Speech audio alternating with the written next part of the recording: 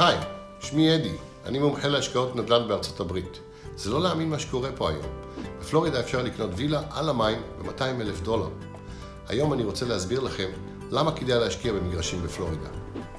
מערב פלורידה הוא בין האזורים הראשונים שיוצאים ממשבר הנדל"ן בארצות הברית. מחירי המגרשים היום בפלורידה הם כרבע ממחירם הריאלי.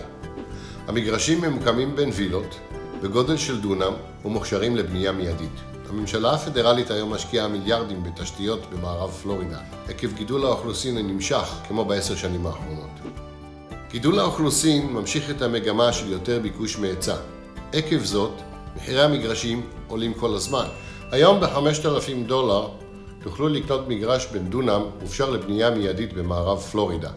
בואו גם אתם ללמוד איך תוכלו ליהנות מהשקעה זו. אנו כאן בשבילכם עם סרטוני הדרכה, שיחות ייעוץ טלפוניות או פגישות 1 על 1.